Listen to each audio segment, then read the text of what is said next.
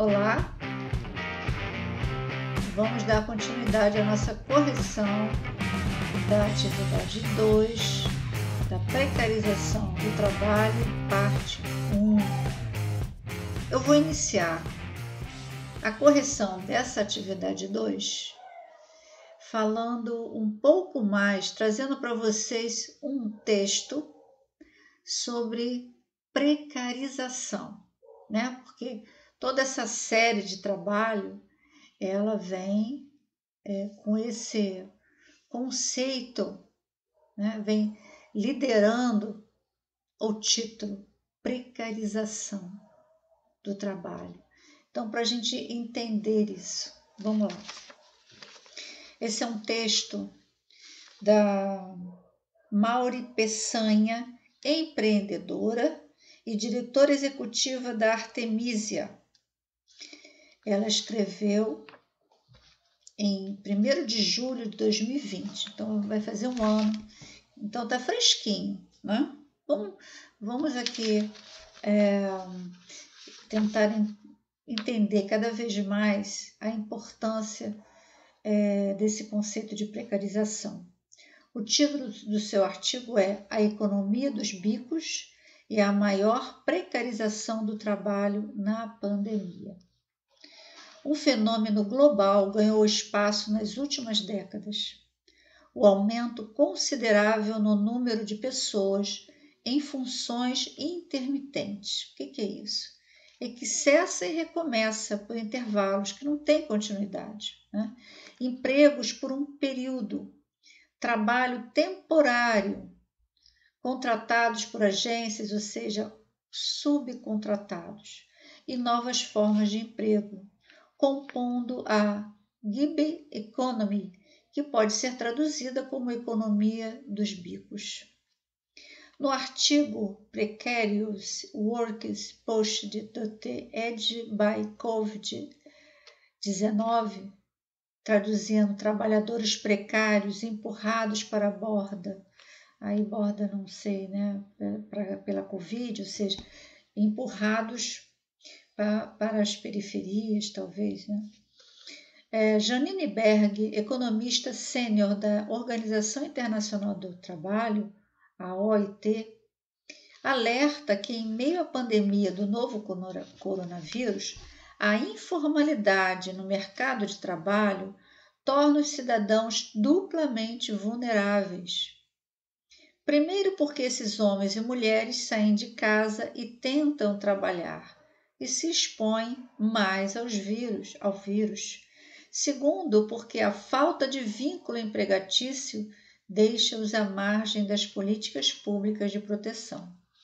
Vale lembrar que ficam de fora do atual auxílio emergencial 50 milhões de trabalhadores brasileiros que sofrem grandes oscilações de renda por não se enquadrarem nos critérios do benefício, fato que agrava ainda mais a situação de desamparo dessa parcela expressiva da população. Na década de 1990, a OIT adotou uma série de normas internacionais para promover tratamento igualitário de trabalhadores. Entretanto, diante do momento que vivemos, novos pactos sociais precisam ser conduzidos para proteger os mais vulneráveis. Dados do Instituto Brasileiro de Geografia e Estatística, o IBGE, apontam que no país a informalidade está presente na vida de mais de 40% de brasileiros, tornando-se um marcador da desigualdade. A ausência de oportunidades de trabalho formal para a população fez com que 38 milhões, de acordo com dados do IBGE de fevereiro de 2020, encontrem como fonte de renda o mercado informal nas mais variadas formas de trabalho autônomo, ambulante, temporário, irregular e precário. Na prática, a informalidade afeta sobretudo a brasileiros e brasileiras dos estratos de renda mais baixos. Para as mulheres, a população preta ou parda e os menos escolarizados, ela mostra a forma mais acentuada. Em uma perspectiva propositiva, a vulnerabilidade dos trabalhadores informais diante da pandemia pode ser amenizada com a criação de mecanismos de proteção social para os que vivem à margem da consolidação das leis do trabalho, CLT.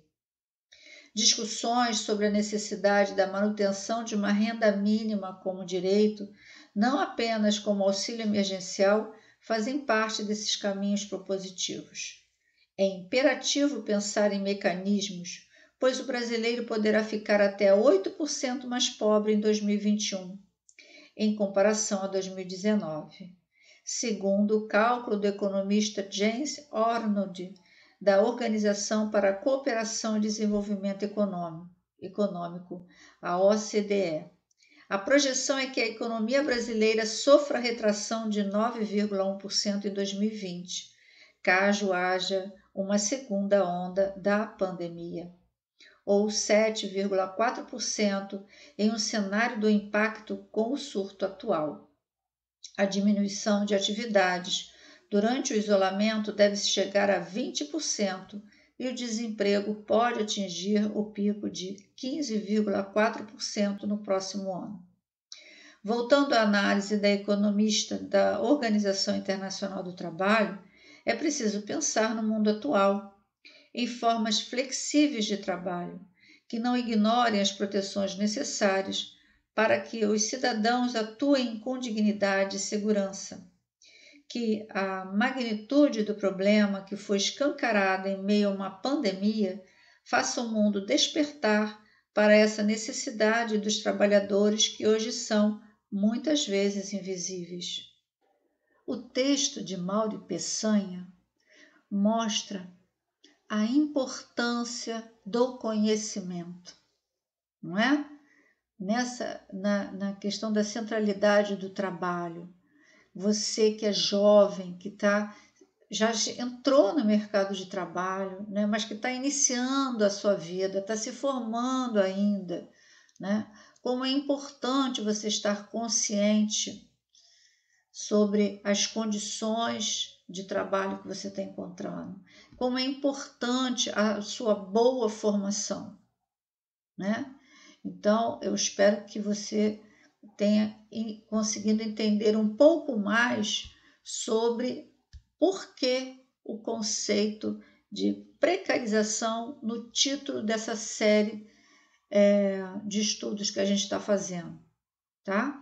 Então, depois disso, vamos à correção da atividade 2.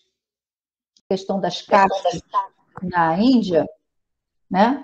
A única diferença é que ainda, vou falar só de Brasil, nós temos a possibilidade da mobilidade social. Na Índia, não. Na Índia, se você, por exemplo, aqui é classe, lá é casta. Então, percebe? Aqui, lá é totalmente inflexível, rígido, né? Não tem como. Não se muda, não se faz isso. Aqui já existe a mobilidade social através de que instrumentos? Um deles é o estudo. Então, se você termina o fundamental, você consegue um trabalho ali dentro daquelas exigências, né? Para você trabalhar normalmente, como atendente e tal, é exigido o ensino médio. Hoje, no mundo do trabalho, todos têm que ter ensino médio. Então, para você, dependendo do que você quiser, você tem que ter mais cursos, mais estudo, né? Então, por exemplo, curso técnico, o que significa? Eu já coloquei esse material lá, explicando a diferença entre empreendedorismo e curso técnico, coloquei lá em matéria, é só vocês se interessarem em ver. Então, o curso técnico vai te dar uma amplitude maior, né, de escolha de trabalho. Então, se eu vou fazer técnico de enfermagem, eu vou poder trabalhar em hospital, clínicas e outros lugares.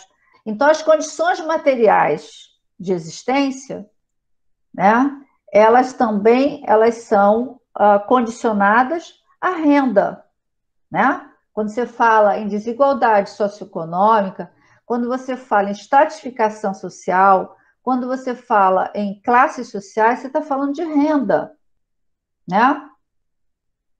Então, é a segregação socioespacial, onde aprendemos sobre como os espaços são hierarquizados, né? Então, são os fatores econômicos, políticos, culturais. Observamos de forma clara a segregação socioespacial, onde a sociedade se diferencia de acordo com suas classes sociais, né?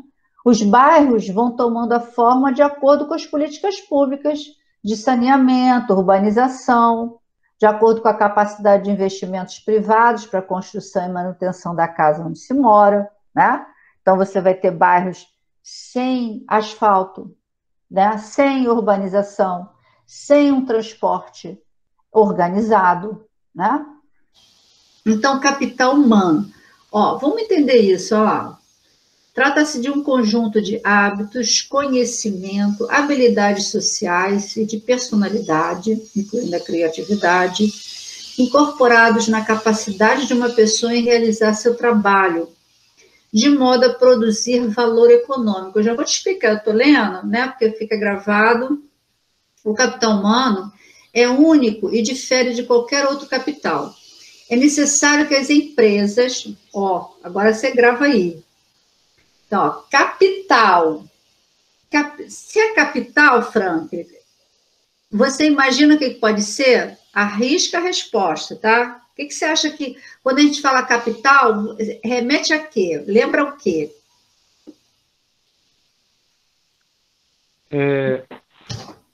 Dinheiro? Exatamente. E quando a gente fala em dinheiro, a gente está falando em valor, né? De alguma coisa, né? Certo? Quando você fala em dinheiro e capital, você está falando em salário, certo? Você está falando em salário, você está falando valor de alguma coisa, seja de uma roupa, né, de um objeto, enfim, né? O capital, ele é um termo econômico. Olha só que doideira. O capital é um termo econômico. Aí você pergunta à professora, mas o que isso tem a ver com humano? Então, esse termo capital foi utilizado por um sociólogo chamado Pierre Bourdieu, que quando a gente fala em capital, capital é um termo econômico, né? Remete a valor. Mas está escrito ali, capital humano, né? Capital humano. Olha, e aí, o que isso tem a ver com o trabalho? A gente está falando de precarização de trabalho, certo? Então, capital humano tem a ver o quê? Com o valor que um trabalhador tem para a empresa, viu? Como está ali, ó, empresa, não é? Então, que valor você e a Gabriela podem ter para a empresa? Imagina, eu sei que é um exercício que demanda um pouquinho de preparação, né? A professora pega no laço. Então, por exemplo, se eu chegasse para vocês dois e falasse assim, Franklin e Gabriela, eu tenho uma vaga na minha empresa, tá? E eu só tenho uma vaga. Então, eu gostaria que vocês falassem o que vocês podem me oferecer que vai me dar retorno, vai me dar lucro. Se é uma empresa de esporte, tá? Se é uma empresa de esporte, eu preciso de alguém que entenda de esporte.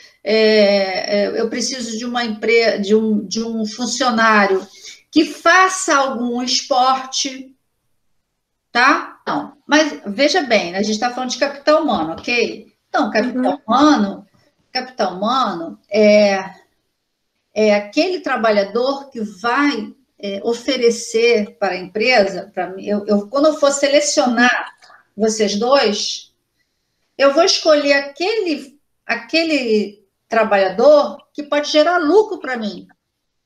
Ora, se a minha empresa é de esportes e eu preciso de alguém que pratique o esporte, quem eu vou escolher? Já perdeu o trabalho, Gabriel. O Franklin oferece um capital humano muito melhor, que está no perfil. E quando a gente fala assim, o Franklin ele tem o perfil para aquela empresa, porque além de torcedor, você também é, mas além de torcedor, ele também joga. Entendeu? O capital humano é o único e difere de qualquer outro capital. É necessário que as empresas atinjam objetivos, né? Desenvolvam e permaneçam inovadoras. Então, é isso, o capital humano está ligado a agregar um valor comercial, um valor econômico ao trabalhador. Gente, Karl Marx vai trabalhar essa questão de uma outra forma. E aí a gente tem que voltar a falar do Marx. Ele é que vai sinalizar a existência dessas diferenças. É a partir dele, com ele, que a gente vai se entender como classe social. Uma das primeiras aulas, eu não sei se eu cheguei a fazer com vocês, que eu pergunto em que classe social vocês estão inseridos. Não me lembro se eu fiz, se vocês lembram. Em que classe social vocês estão inseridos? Porque dependendo da classe que a gente constrói os argumentos e o discurso. Por quê? Porque cada classe social, A e B, depois C, D e E, né? Elas têm políticas públicas diferenciadas, elas têm políticas educacionais e de saúde diferenciadas. Ele se torna uma mercadoria, o ser humano se torna uma mercadoria dentro do sistema capitalista, tá? Qual é a resposta? É essa que está aí no texto, né? O que é capital humano? É um conjunto de hábitos, conhecimento, habilidades sociais e de personalidade. Olha, a pergunta é: em relação ao controle social, o que Destude Tracy colocou em relação à educação no início do século XIX? Aí, gente, eu vou pedir a vocês vão ter que ver essa aula. Sabe por quê? Quando eu falo em controle social, eu estou... Para você entender, eu vou explicar, mas para você entender melhor, você vai ter que ver a aula. Olha o que eu falei, tinham que ser controladas, guarda, tinham que ser controladas essas pessoas. O surgimento da classe operária, né? Quem é essa classe operária que está surgindo? Lá no século XIX, quem é? 1888.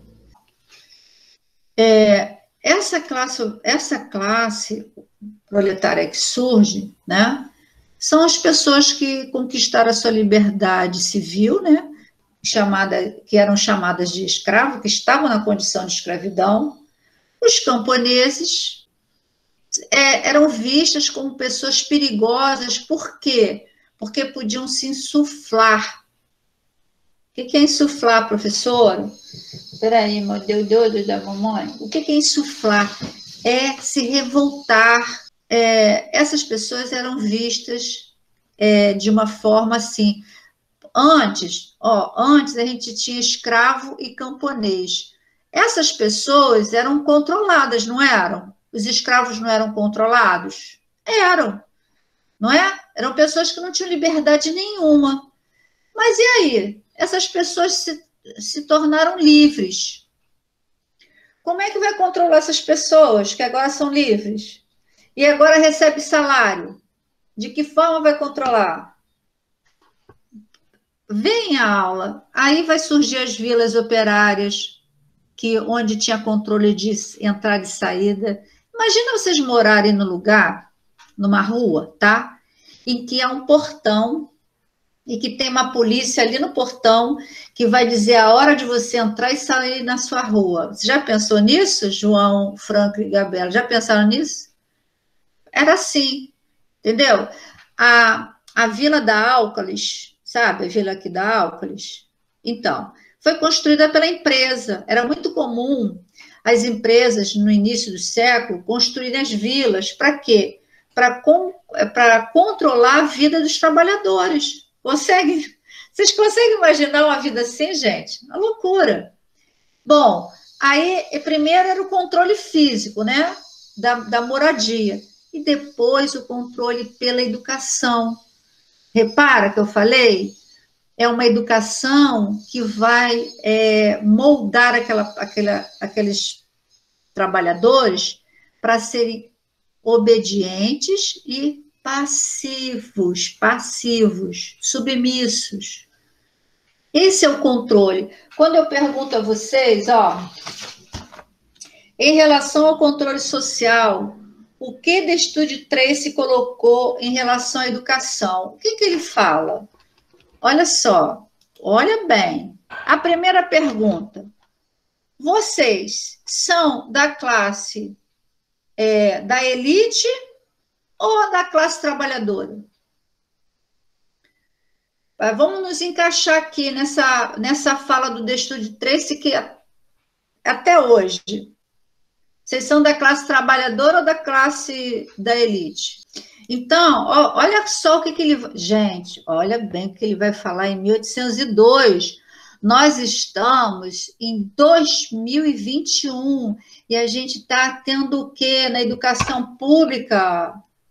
Hein? O que está acontecendo na educação pública? A diferença que está tendo de educação pública e particular, que está tão visível, está tão transparente, gente. Olha o que ele fala em 1802. Em toda sociedade civilizada, existe necessariamente duas classes de pessoas. A que tira sua subsistência da força de seus braços, né? E a que vive da renda de suas propriedades. Ali ele já separou, né? Ou do produto de funções, onde o trabalho de espírito prepondera sobre o trabalho manual. No século XIX, gente, trabalho manual não era para os nobres, para a elite, tá? Não era. Tinha escravo para fazer o trabalho manual. E depois vai ser para a classe trabalhadora, tá? A primeira é a classe operária. A segunda é aquela que eu chamaria de classe erudita, que é a elite, tá? Os homens da classe operária têm desde cedo necessidade de trabalho dos seus filhos. Estas crianças precisam adquirir desde cedo conhecimento e, sobretudo, o hábito e a tradição do trabalho penoso a que se destinam. Então, é o destino, né? Não podem, portanto, perder tempo nas escolas, tá? Os filhos da classe erudita, pelo contrário, podem dedicar-se a estudar durante muito tempo. Têm muita coisa a aprender para alcançar o que se espera deles no futuro. Esses são fatos que não dependem da vontade humana, decorrem necessariamente da própria natureza dos homens, ou seja, era estrutural esse pensamento, percebe, gente? Na sociedade, tá? Nós somos resultados de uma colonização europeia, tá? É que a gente não consegue juntar, demora muito a gente conseguir fazer isso, entendeu? Você estudou período colonial lá no ginásio, você fez isso, né? Mas até a gente conseguir juntar igual quebra-cabeça, isso é um processo difícil, né? Mas é importante a gente entender, né? Então, pode se dedicar muito tempo, da própria natureza, como eu estava falando, faz parte da estrutura social, né? E da sociedade. Ninguém está em condição de mudá-los, ou seja, se você nasceu numa família de trabalhador, você vai continuar nessa classe social até morrer, e seus filhos também. Ninguém vai mudar isso, tá? Concluamos, então, que em todo Estado bem administrado e no qual se dá devida atenção à educação dos cidadãos, deve haver dois sistemas completos de instrução, e não tem nada em comum entre si. Vocês conseguiram entender, gente? O controle social, como é que se dá o controle social? É exatamente através da educação. Como é que vocês vão escrever isso? Como é que vocês vão resumir isso? Não sei, tá? Mas é importante que vocês despertem. É importante que vocês quebram aí o cérebro, entendeu? Faz assim, bota no liquidificador o cérebro para poder começar, porque isso é muito importante para o futuro de vocês. Em relação ao controle social, o que The Study Tracy colocou em relação à educação? É que o controle social do trabalhador vai ser feito através da educação. Então, vai ser incutido no trabalhador que ele tem que aceitar ficar ali na base. Vai ficar ali. Bom, eu vou terminar essa correção com um complemento, porque mais do que uma correção é a busca de a gente conhecer cada vez mais o que nos ocorre. E eu trouxe para vocês a teoria da dualidade na educação. Quem vai trabalhar essa teoria é Christian Baudelot e Roger Stablett, em 1971. O que é, professor, essa teoria da dualidade? Olha, dando seguimento e buscando compreender mais o que The Study Tracy colocou em 1802, tá? A dualidade estrutural expressa uma fragmentação da escola a partir da qual se delineiam caminhos diferenciados segundo a classe social, repartindo-se os indivíduos por postos antagonistas na divisão social do trabalho, quer do lado dos explorados, quer do lado da exploração. Christian Baudelot e Roger Stablett, entre outros teóricos do crítico reprodutivismo, desvendam a ilusão ideológica da unidade da escola e da existência de um tipo único de escolaridade. Para essa teoria, a escola não é única nem unificadora, mas constituída pela unidade contraditória de duas redes de escolarização: a rede de formação dos trabalhadores manuais, rede primário-profissional, e a rede de formação dos trabalhadores intelectuais. O dualismo da escola, no modo capitalista de produção, se manifesta como resultado de mecanismos internos, pedagógicos, de destinação de uns e não outros, para os estudos longos em suas fileiras nobres, como mecanismo de reprodução das classes sociais. Nessa concepção, para apreender a dualidade estrutural, característica da escola capitalista, é necessário colocar-se do ponto de vista daqueles que são delas excluídos. A repetência, o abandono, a produção do retardo escolar são mecanismos de funcionamento da escola e que fazem parte de suas características. É sua função discriminar, e isto desde o início da escolarização, na própria escola primária, que também não é única e que também divide. Seus defeitos ou fracassos são, em verdade, a realidade necessária de seu funcionamento. No Brasil, essa diferenciação se concretizou pela oferta de escolas de formação profissional e escolas de formação acadêmica para o atendimento de populações com diferentes origens e destinação social. Durante muito tempo, o atual ensino médio ficou restrito àqueles que prosseguiriam seus estudos no nível superior, enquanto a educação profissional era destinada aos órfãos e desvalidos, os desfavorecidos da fortuna.